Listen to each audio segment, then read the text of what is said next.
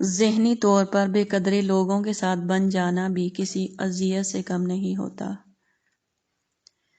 کتنا دلچسپ ہوتا ہے وہ لمحہ جب آپ کے سامنے لوگ جھوٹ بول رہے ہوتے ہیں اور آپ حقیقت سے آشنا ہوتے ہیں۔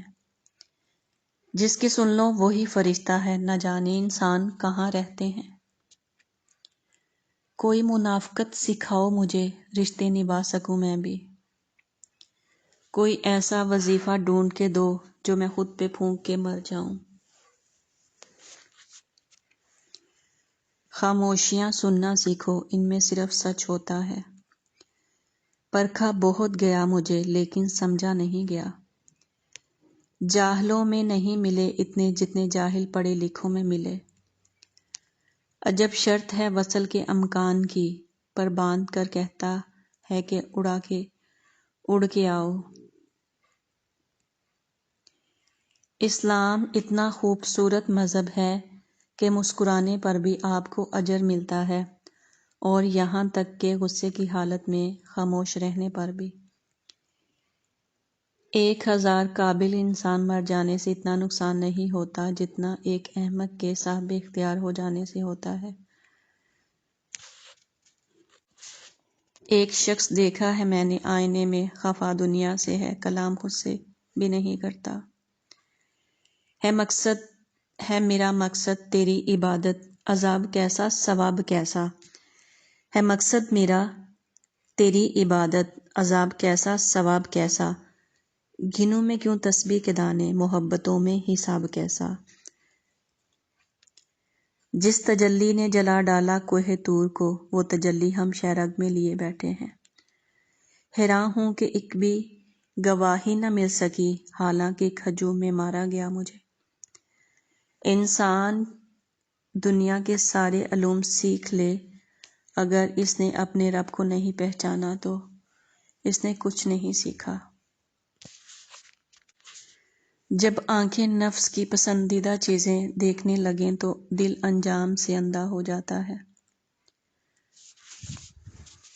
جو دو گے وہ پلٹ کر آئے گا، خواہ وہ بھروسہ ہو یا دھوکہ، عزت ہو یا ذلت۔ یہ دنیا مکافات عمل ہے۔ آج آپ کسی کی راہ میں پتھر رکھیں گے، آنے والے وقت میں وہ آپ کی راہ میں پہاڑ بن جائے گا۔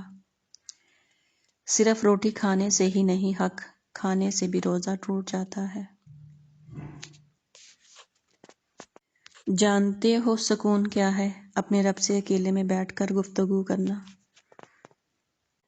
کتنی پر اثر ہوتی ہیں وہ شدتیں جو ہمیں تہجد تک کھینچ لاتی ہیں۔ تیرے کن پر یقین ہے، اس لیے میری دعا کا سلسلہ قائم ہے ابھی تک۔ لوگ لاکھ کہیں یہ ممکن نہیں، لیکن میں نے تہجد سے تقدیریں بدلتی دیکھی ہیں۔ تہجد کے وقت اگر آنکھ کھلے تو سمجھ لو کہ بلاوا آسمان سے آیا ہے۔ پتہ ہے محبت کیا ہے؟ نماز سے کسی کو تہجد پہ لے آنا۔ تہجد تو سب سے بڑی دلیل ہے اپنے رب سے عشق کی۔ ایک درد بڑی رات اللہ کے روبرو بیٹھ کر گزر جائے تو زندگی کی باقی راتیں جا کر گزارنی نہیں پڑتی۔ جب تمہیں کہیں سے کوئی امید نہیں رہتی تب وہ تمہیں تہجد کی لگن لگا دیتا ہے اور ایک نئی امید سے جوڑ دیتا ہے، اور پھر تم جان جاتے ہو جو درد دن کے اجالوں میں نہیں سمٹ پاتا وہ رات کی تاریکیوں میں سمٹ سکتا ہے۔ وہ پہلے تمہیں چنتا ہے، پھر ایک ایک کر کے اسباب بناتا ہے، پھر تمہیں ایک ہی جھٹکے میں یوں اپنے قریب کر لیتا ہے کہ صدیوں کا فاصلہ چند لمحوں میں سمٹ آتا ہے۔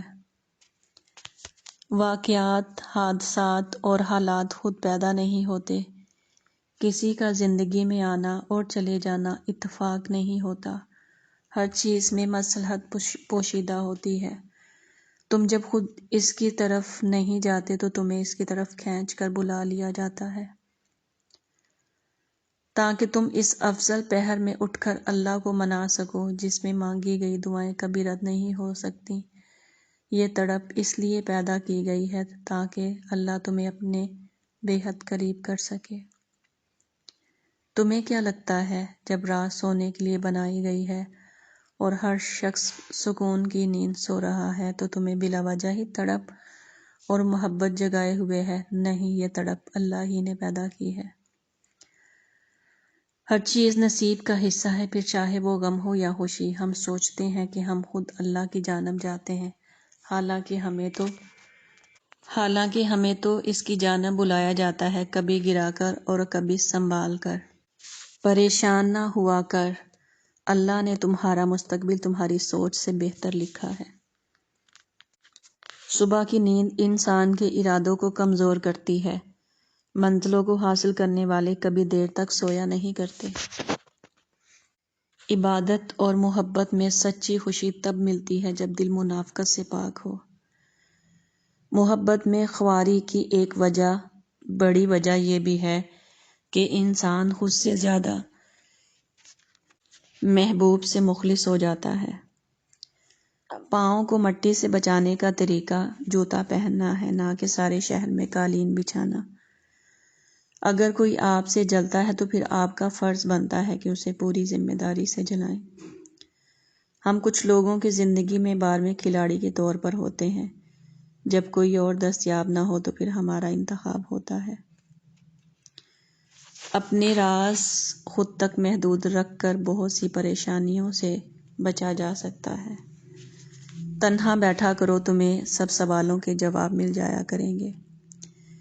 زندگی میں موقع دینے والے کو کبھی دھوکہ اور دھوکہ دینے والے کو موقع کبھی نہ دینا۔ منزل ملے نہ ملے بات کی بات ہے، ہم کوشش بھی نہ کریں یہ غلط بات ہے۔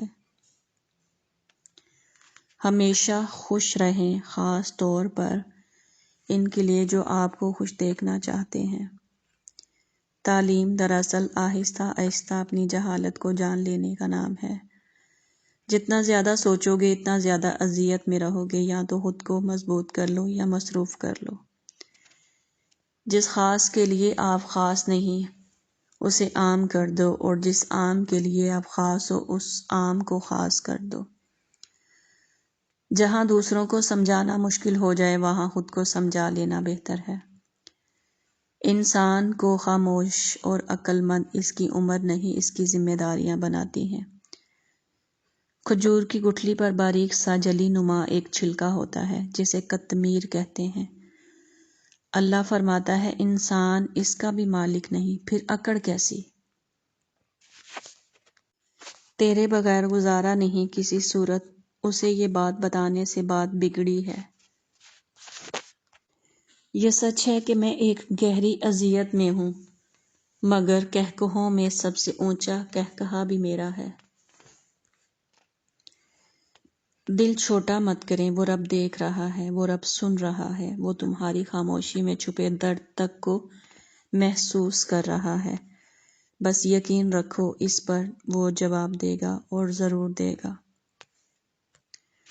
بہت ڈر لگتا ہے مجھے ان لوگوں سے جو باتوں میں مٹھاس اور دل میں زہر رکھتے ہیں۔ سچ کہنے کا اگر شوق ہے تو تنہا چلنے کا بھی حوصلہ رکھنا۔ ماں کو دیکھ کر مسکرایا کرو، کیا پتہ زندگی میں حج کرنا نصیب ہو یا نہ ہو۔ محبت کو بھی بھوک ہوتی ہے عزت کی، عزت نہ ملے تو محبت مر جاتی ہے۔ کچھ اذیتوں کی وضاحت الفاظ نہیں کر سکتے۔ بہت کم ایسا ہوا ہے کہ قدر کرنے والوں کو قدر کرنے والے ہی ملے ہوں، ورنہ قدر کرنے والوں کو ہمیشہ بے قدرے لوگ ہی ملے ہیں۔